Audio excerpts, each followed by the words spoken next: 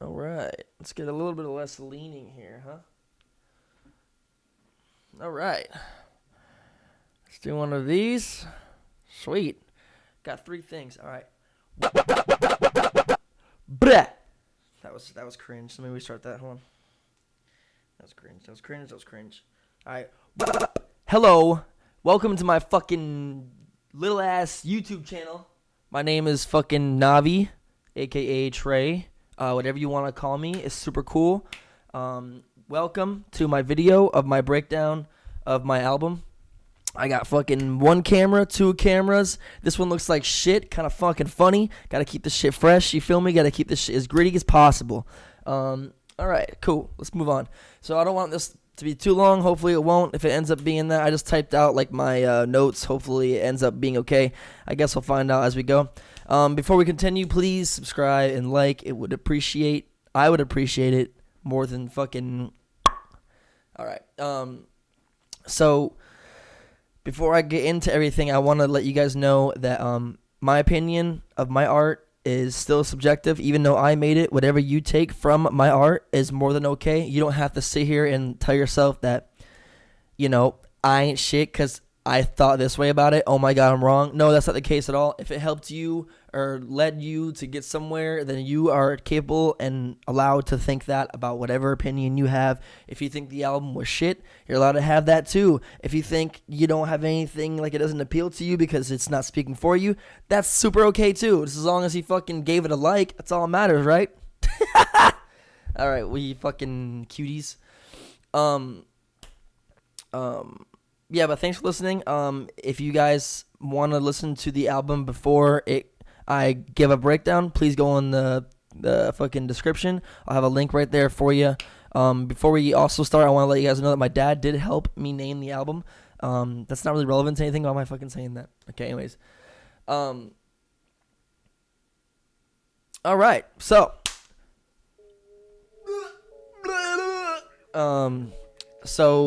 Song 1, I Hate Myself. I'm sure you probably have heard this already. This song, I assume, definitely, because it was like the big one that I did where I did this whole thing. So I guess I'm gonna kind of start like as the songs continue. I Hate Myself. I started it with Daniel's gone. I want him to speak on a lot of the topics that I put forward. I did that because I thought it was important to have someone, because okay, so let me return a little bit. Okay, I am 29 years old. For those of you who don't know, I'm an older dude, and I would say right around when I was making this album, I had a really big insecurity with my age, and I didn't know how to quite comprehend that in my brain. So I wanted to get someone who was younger and more impressionable, and who I thought had very similar ideals at my age now. And Daniel was probably the closest thing to that I could find. And not only did he have those ideals, but he also had a lot of spins on them. And he was very, very thought-provoking and very interesting to listen to whenever he would give an opinion. So I wanted him to have at least 3 to 4 songs of commentary on this album. And I wanted him to commentate every single drop. So if you're wondering why I have Daniel all over it, listen to his music. He's super interesting. He makes really introspective music that's very different and not what I make. So I appreciate that. Okay, so also one more thing before I go fully into the song. I wanted to make a boom bap inspired album because I want to kind of go back on my roots, because when I first started making music under a different alias, I did only boom bap, and I actually jumped out of it on purpose to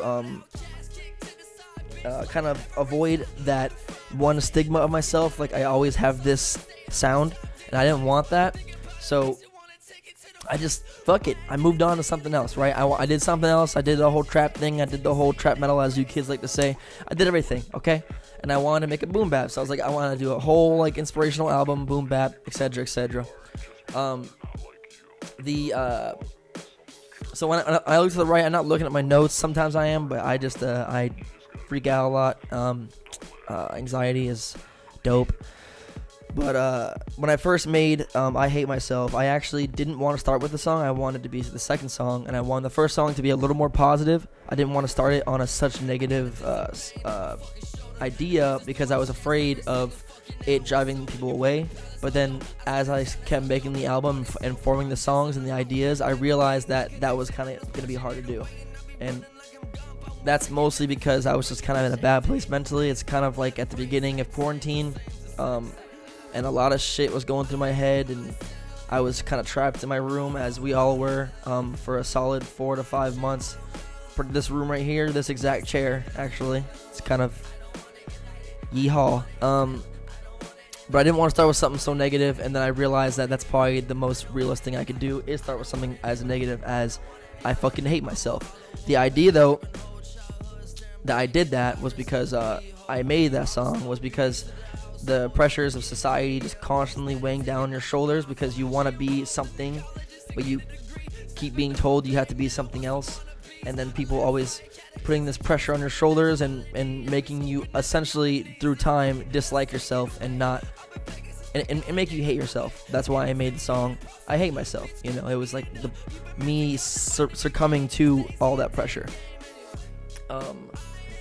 And that's why I shaved my head. Well, one of the reasons, because all of this pressure, like maybe, well, I guess I'll shave my head if I have long hair. That, you know, that's feminine and this and that I shouldn't be this way. And then so I shaved my head for that reason, also because I wanted people to look at it. I wanted people to look at the fucking video. You know what? Shameless fucking promotion. I don't give a fuck. Look at my video. I shaved my fucking head in the fucking mirror at 7-Eleven in the gas station. All right. But also, I use a lot of auto-tune in this song and a lot throughout the project. I actually, when I first started doing music, I despised auto-tune. I thought it was stupid. And then I realized very early on, after I said that to myself, that I was a fucking idiot because auto-tune is beautiful. Especially now because I'm obsessed with people like Indigo, or that's like one of his main things. And I fucking love that dude. All right, moving on. Zoot2. I'm gonna put some kind of caption or something like that, you know. I don't even know yet. I don't even know what I'm gonna do with this fucking camera. This shit looks like dog shit. Like it's like laggy. Like when I move my hand, it's not even like fucking on par with my voice. It's fucking hilarious. Anyways, Zoot2. Before I continue with this song, the centralized chorus of the song is actually inspired by Josh Todd. That is the lead singer of Buckcherry. Don't laugh at me. I'm white trash. But he had a breakout album called Josh Todd, and he had a song on that called I forgot what song it is. I think it was I Love. Maybe I don't know. It was something about like pills and how like these drugs were all around him, and it was like leading people to like die off and like fall like flies. And I just thought it was very forward thinking to what I was going through at the time, because the song was pretty much a reaction off of like people I was close to, that being friends and family, recently passing from like overuse and addiction to drugs, and like my hardships of me dealing with that and my complications of me dealing with that. Because even myself, I was I still am to some degree addicted to like alcohol, right? And it's a problem that I fight all the fucking time, you know. And it's a very interesting and introspective thing to look at, and that's why I wanted to kind of have also Bill Nye the Science Guy on it, which if you're watching this, I would say 80% of you know who that is, because he's been kind of drilled into a lot of our childhood brains. And I have a clip of him talking about like the idea of death and how it's terrifying, but yet like reassuring. And it's I wanted him to kind of bring like a second look on me being so negative. And then that, because in verse 2, for instance, I'm super negative, and I talk about the ideals and the struggle of becoming old or older, and seeing all of these artists and ideals come and go, and me just kind of facing that. 1 second. Okay.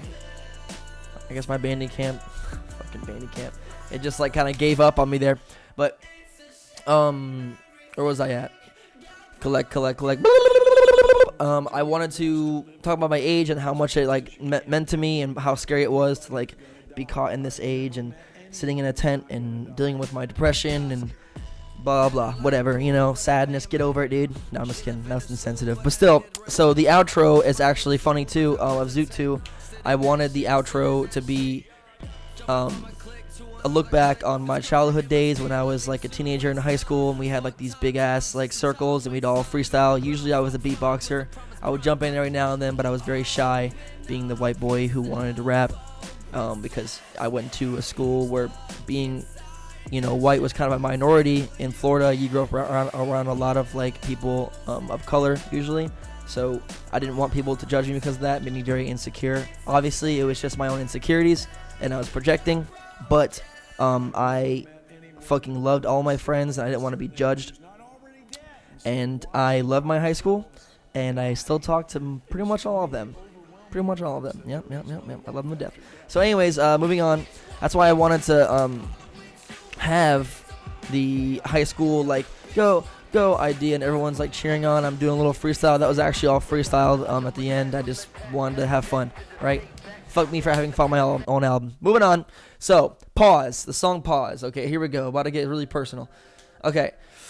I wrote this song when I had just got off the phone with someone from my family reacting to me about what someone else said to me and my family, about me and my family. If that makes any sense, someone was saying mean things about a photo I posted online where I'm wearing makeup, right? Boo-hoo.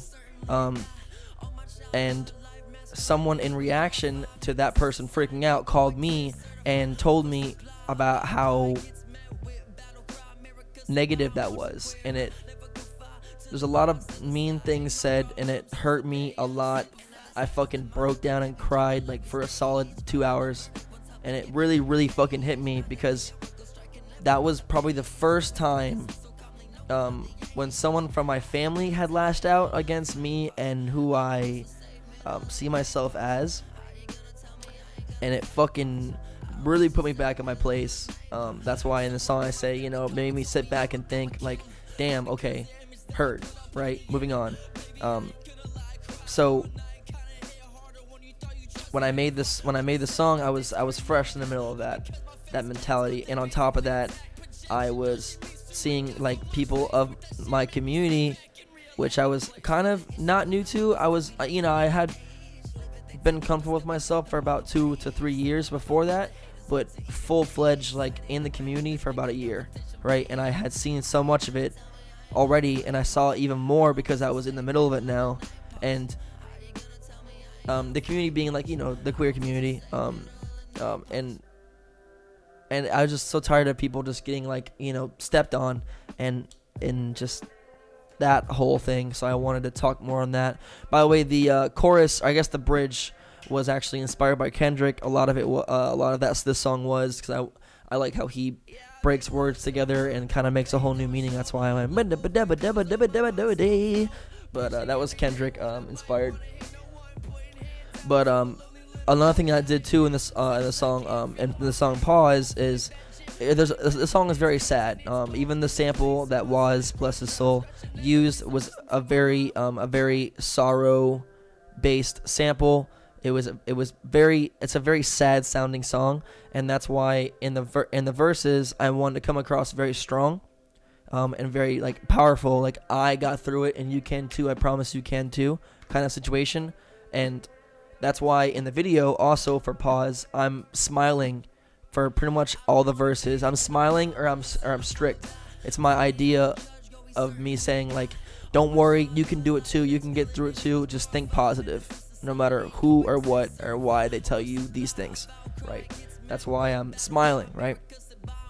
Very dark times. Okay, so Oh yeah, one more thing before the song ends. The fucking last verse of Pause, when my mic cuts out and you just hear like white noise in the background and me like snapping my fingers, that was actually my microphone being on and recording and me not turning it off on accident. I think I was just like, it was mid-quarantine and I was just kind of walking around the room and I was fucking freaking out and The Office was playing in the background. I was legit pacing around this room for a solid 3 or so hours and it recorded all of that as a part of me just like sitting there snapping my fingers, and I just thought that would be introspective to where I was mentally, so I wanted to put that in the song.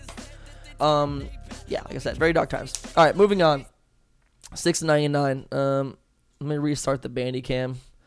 I don't even know if I'm gonna fucking use the Bandicam. I'll probably just use it for memes, you know. So 699. This song is fun. I made this song with a little more light heart. Still an intense subject, but it's a little more lighthearted. I realized towards the end of the development of this album that I was obsessed with cameos, like multiple voices proving one point, right? A lot of my favorite albums do that. Just to list off a few: To Pimp a Butterfly, Blonde, The Big Fish Theory. There's so many more, but all these voices in one song, which they might not be credited, but they're in the song, and they kind of prove a point that you want to put forward. You know, it's less about the clout of the feature and more about look at what I'm trying to say, right? Forcing it down your throat. So that's why I have all these cameos, you know, like Kamara and A14 and James Gorzica and Sulf and, you know, all these people that I usually wouldn't have on an album, but I wanted to show that, you know, it's these people telling me like just fucking buy it, pussy, just fucking do it, pussy, right? So the song is my obsession with alcohol and how it is a cheap cure for my depression. You know, a cure is a loose word, but it's a cheap rollover for my depression, and then that in retrospect leading me in a lot of self-hate and panic. I wanted to show that self-hate and panic in the song through me screaming always. That's why the verses are very like there's like the first verse is like 4 different voices, and it's like me going through like each stage of me freaking out, right? That's why I scream. That's why I do like the you know, I do all these different voices. It's like me fucking panicking in my head, because that's pretty accurate to where I was and where I am, right? And then I have you know, all these different voices proving the point. Coffee. So Buzz Cut Kill, for instance, this is an important part of the song. Bless her soul, bless her voice.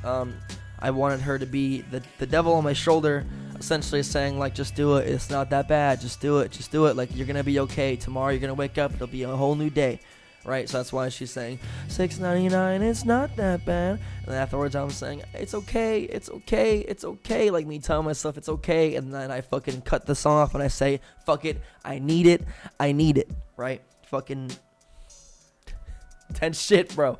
This album was intense shit. Well, I guess to me it is. Looking back on myself and like, you know, just like admitting the things that I talk about, it's a lot to take in. So hopefully as a listener, it's a lot to take in too, to some degree. Hopefully it's still swallowable. That's all I'm gonna talk about that song. That song is pretty it's pretty self-explanatory. And I have like, you know, I have the breakdown point where you know, I'm like in a centralized space in my head. That's why I have all these voices in my head and all this and that, and I still have voices behind me going, it's only $6.99. It's a legal drug. You can do it. Thank God it's legal. You know. Anyways, Daniel's Interlude. This is the next song. I want to name a song after Daniel for obvious reasons I've already said in the past. I really wanted to drive a point with Daniel's second mind, because his way of thinking always led me to scratch my head, and I wanted him to also speak for you guys, and I wanted him to make you guys scratch your head too. Plus, you know, I think he deserves a lot of recognition for what he does, and I wanted to give him a platform to be recognized as much as I could, having like a conceptual album like this, right? So I'm really glad that I was able to let Daniel kind of lash out and give a interlude, previous conceptual thought of Radish before Radish comes on, and then we'll move to Radish after I reset the Bandicam again. So Radish, This song has been doing the best number-wise. I don't suggest looking at numbers because they're toxic, but, you know, they matter sometimes. Sometimes they don't. It's whatever. Radish, I named it that because radishes are raw when they're not cooked, obviously, and they're crunchy. And I wanted to show off, because originally the song wasn't called that. It was called Pressure or Shoulder or something like that. And I wanted to show off the fact that, you know, there's this raw energy and chaos that's constantly in the song, right? It's me going fast, and freaking out through pressure of all this shit being on my shoulders. And I thought the best way to show that, or to explain that, would be like, I'm like a radish. I'm raw and I'm fucking crunchy, and here I am. I'm like, you know, freaking out. Because it's a song about pressure and the pressures of society weighing down on you and in turn making you fucking freak out and lose yourself. That's also why I got Biv on the song.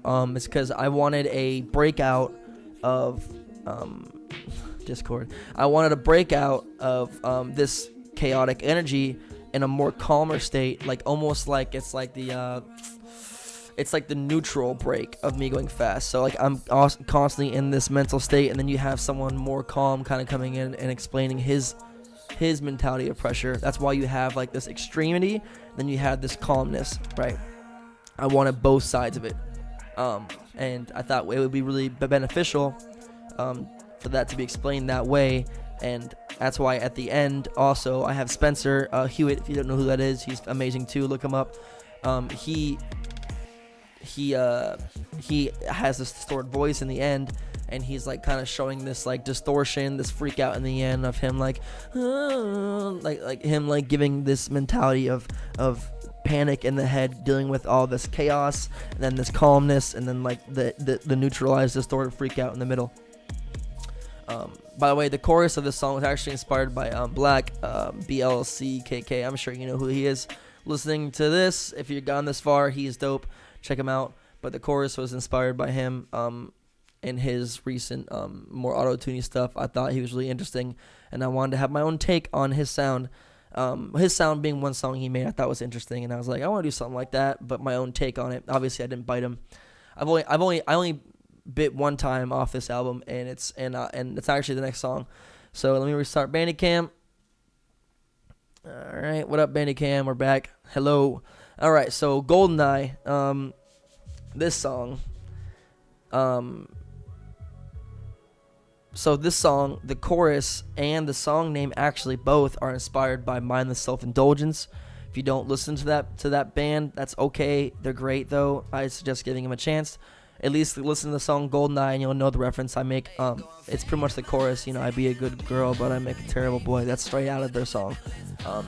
I thought listening, because I was going through a big MSI phase again, because they're obviously they still make music, but it's not as prominent in today's industry as they once were, and I was obsessed with that idea, and I thought it would be really cool to talk about that and the idea of like someone who is non-binary, and or I'm not non-binary personally. I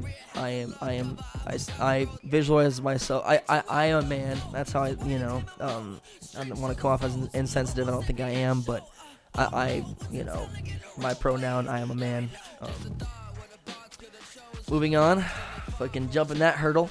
I had a close friend of mine who came out as non-binary, and it was hard for me to understand it at first, and it confused me, and it led me to like sometimes say like in some insensitive things, and then I got put in my place as I should have, as I deserved, and then it really made me sit back and think and collectively want to help and speak for the subject from my point of view, right? And maybe give a secondary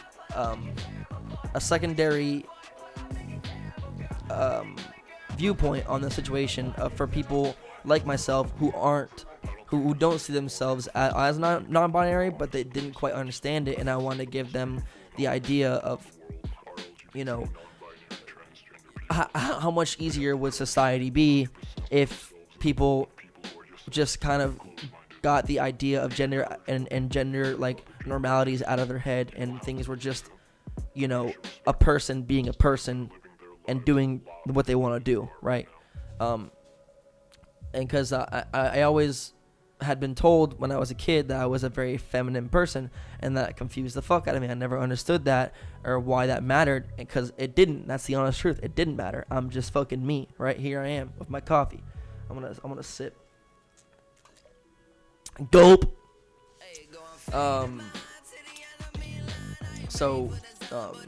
Yeah, that's why there's a breakdown in the middle of the song. I call it the robot part. The idea is like, what if society had like refurbished itself and robots take over, but they take over without the idea of gender, and like how much easier it would be for robots to like just just a thought, what am I, just like the idea of like these beings who don't let the idea of like what's expected of them to get in the way, and they're just them and they move on forward. I feel like it would be so much faster at pace, because just now people are kind of getting it a little bit, and even so, like, people think non-binary is still a joke, which is a fucking, it baffles me. You're an idiot if you think that. Also, I thought it was really funny. I wrote this down in my notes. Depth Strida has a little interlude. In my interlude, the robot part, he talks in that part, and I have him talk about some like American politics stuff that wasn't really relevant to the song, but I just really wanted to have a German guy yell American politics. That was funny. I have him talk about like fucking Jeff Bezos and the fucking really bad fucking racial bullshit that America has been putting on communities, and it's only 3 lines, so don't look too much into it, but I wanted to have a breakout in that. Also, I had Daniel at the end driving my point of like being able to wake up and being proud of yourself, and being proud that you woke up as who you are and who you define yourself to be as, because you deserve to be proud of that. That's why I had him kind of speak his mind at the end. I didn't, by the way, all of the commentary stuff that Daniel does on the album, I didn't force him to say anything. I just gave him a general point, and I let him speak his mind on it. I didn't like write out a script for him to say. He said all of it on his own behalf, and that's literally the reason why I got him to do it, because I thought he would give a good mentality on it, and he did. So bless his soul. All right, moving on. Okay, so White Knight, this fucking song. This is actually the last song I made on the album. It was the last one that I made. I was having problems kind of thinking of something else, and then I was like at like a gas station or something, and I saw just this super masculine dude like just fucking like whistling at chicks as they were walking by and stuff, and I was like, God, you're so fucking gross. And I was like, I should make a song about that, because when this song first started off, it was much more innocent. It was much more just kind of me preaching. And then I was like, what if I just like fucking became that person, right? What if I showed that person to you front and center, right? So that's why in the song I'm essentially playing the predatorial person, man, woman, whatever, usually man, that I wanted to portray, right? I wanted to talk about. So when I did that, I didn't think my fans were that. But I didn't, if you are that kind of person, I wanted to kind of give you like a third person take on possibly what you sound like to somebody else. That's the honest truth. That's why I did that. So, because predatorial people are fucking gross. It's fucking gross, honestly. That shit is nasty. No one wants to deal with that. Women, men, nobody likes that shit. Nobody does. It's cringy. Stop doing it. Stop whistling at your fucking car. Stop doing that shit. It's fucking gross. People who do that legit are fucking disgusting. So I thought it'd be funny for the first verse to mock Tory Lanez, because Tory Lanez is like that literal person. And plus that it was fresh off when he had shot Megan in the leg, allegedly.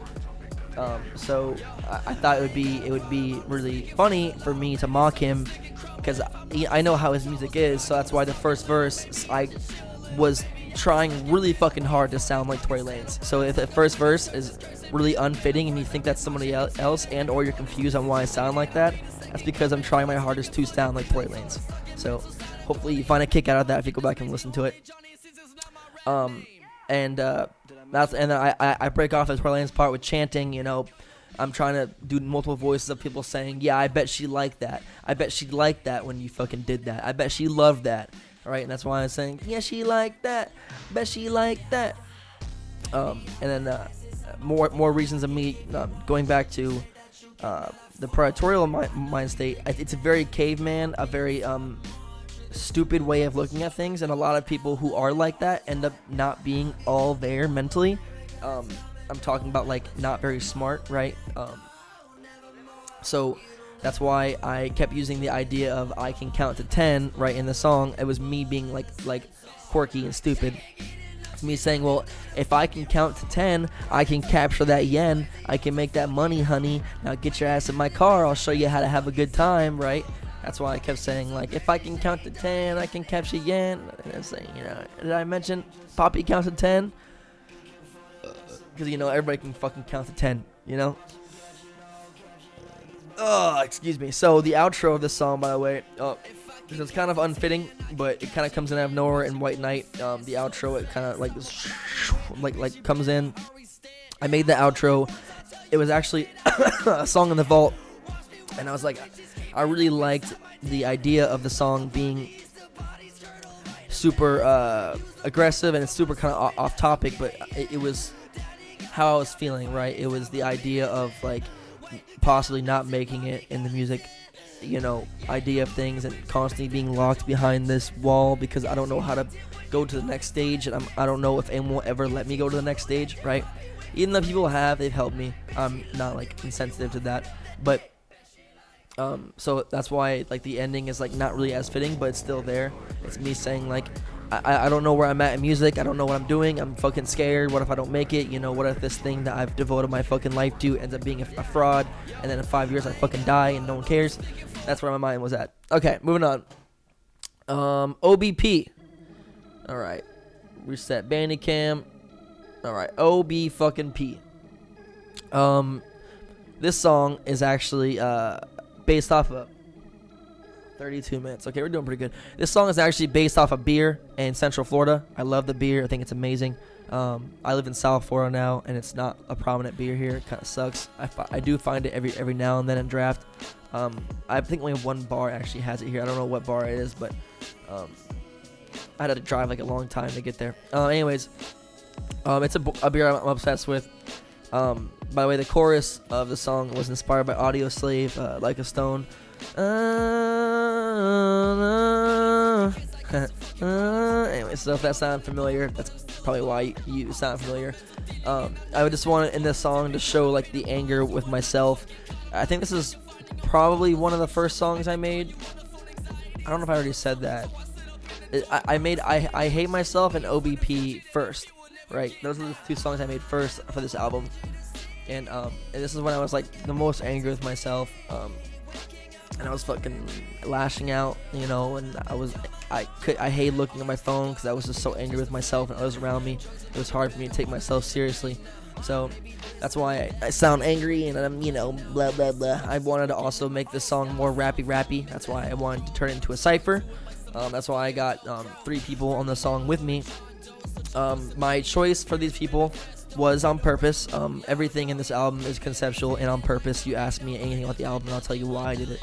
But I got these 3 people, Papa Sleep, John Lemon, and Black. I got them on this song because I have had previous projects and or really heavy relations with them. For instance, like Papa Sleep is a fantastic artist. I think he's super delightful to talk to, and he's super nice, and I wanted to give him a platform to speak his mind on the topic of OEP, and I wanted to have him on it, and I wanted to have John Lemon. I made an EP with John Lemon like a year and a half ago. Listen to it if you haven't. It's called Dude, Did You Hear? Good project. I'm really proud of that project. I wanted to get him on there. You know, I listen to his music all the time. I'm obsessed with him. And then Black, Chris, I love him to death too. I've never done a project with him, but I've had him on some stuff, and he and I go way, way, way, way back, and I really appreciate having him on the album too. And I'm really happy with the verse they all put forward. No one did a bad job on that song. Everyone did great. I'm really happy with the way that song came out, and the outro is actually mostly black. He just did that. Those piano chords were all him doing that. He just did that. And hey, if you fuck with it, you can keep it, but if you don't, you can take it out. I just was trying to do something, and I was like, fuck yeah, I'm keeping that shit. It's a cool ass outro, right? So thank God for them. Love them. I want nothing but success. Moving on. All right. Last song, Worst Enemy, right? First single. Remember when I made this song, I told myself, this is it. This is the first single. This is going to be the song I'm going to tell people about my ideals, right? And I wanted it to be huge, right? Because it's about, like, you know, this idea of being someone that you might not be, and then you get locked in this mental state, and then that makes you constantly change who you are depending on who you're around, and that leads you to not know who is the real you. Therefore, in my eyes, that made me become my worst enemy, because I was constantly, like, judging and myself and trying to relocate who I was mentally, and it led me in a really bad place mentally. That's why in the song I have 2 explosive moments in the song, 2 big moments where I fucking freak out. That's my idea behind that. You know, this constant, like, pressure and struggle, and then eventually it leads me to, like, it's like a bubble over effect, you know, where I just eventually fucking freak out and I start screaming, right? That's why I yell in the song twice. The chorus was actually inspired by Hypochondriac by Papa Sleep, believe it or not. I mixed that song, and I thought it was I mixed the song on his album, and I thought it was super brilliant. So I wanted to kind of give the same kind of mentality. Not obviously it's the different meaning of songs, but I wanted to give the same kind of energy, the very, like, looming energy of where I'm at and why I feel this way, you know. That's why in the song I'm like, hit the bottle, then I hyperventilate, and the idea of fucking drinking alcohol and fucking freaking out, and then, you know, act a model, but then I'll lay out in the street. It's like me saying, like, I'm not a fucking model. Why am I doing this shit? I might as well just lay out in the middle of the road, right? And then I say, I think white lies turn to fight lies, where it's like I'm sitting here saying all these white lies and with myself and being caught in my own mental state, and then I end up fighting with myself, you know. I'm my worst enemy. But yeah, fucking Worst Enemy. Last song, love that song, love the album, love you guys. If you heard all the way through 37 minutes and watched this whole thing, I appreciate you. I was thinking of doing 3 more videos like this,